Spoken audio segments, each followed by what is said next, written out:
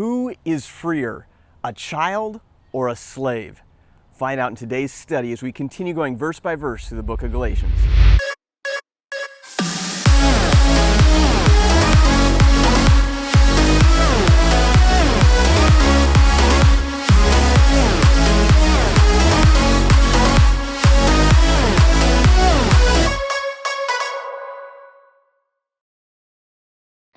We are in Galatians chapter 4, verse 1. And it says, "Now I say that the heir, as long as he is a child, does not differ at all from a slave, though he is master of all." So we got to think of culture. We got to think what's going on. Paul is talking to this group.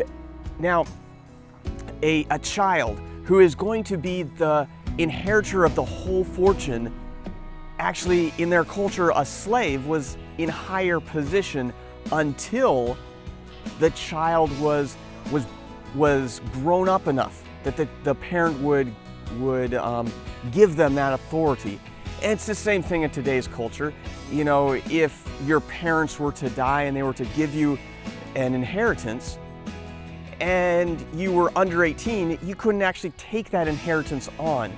You would have to wait until you got old enough, but someone would be in charge of you, a guardian of some kind, just like in this culture.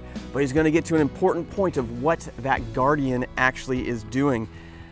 Continues on in verse 2, "But is under guardians and stewards until the appointed time of the father." So in this Greek culture, they didn't have a specific age. Today we have 18, you're an adult.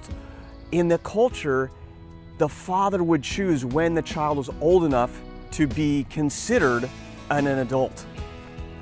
Verse 3, comparison time.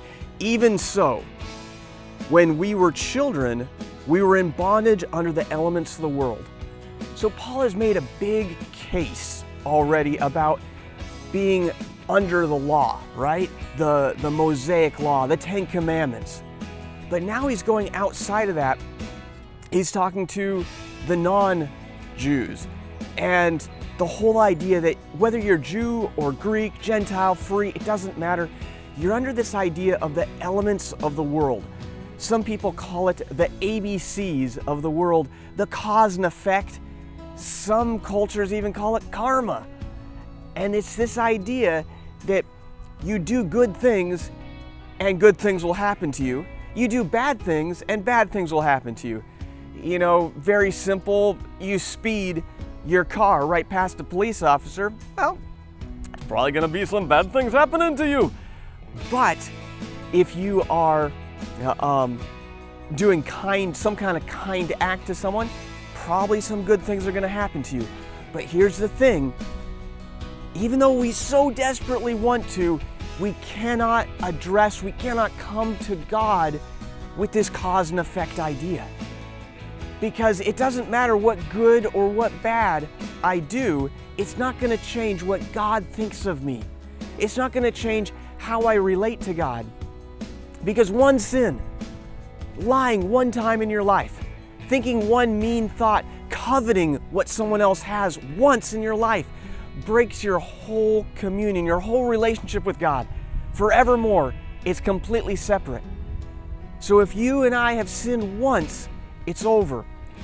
We can't come to God based on our good work or our bad work. We can only come to God based on what Jesus Christ has done, His finished work on the cross. And that is what's so important. In Colossians, we're told that we have died to this. Paul said, "I have died to this natural element, this cause and effect to the world." Galatians 2:20. I've died to that. But I've died to it specifically through Christ. There's no other way around it. It's Christ only. It's not a Christ and, it's Jesus only doctrine. Just want you so badly, grab onto Jesus. Hold on to Him today. He is all you need.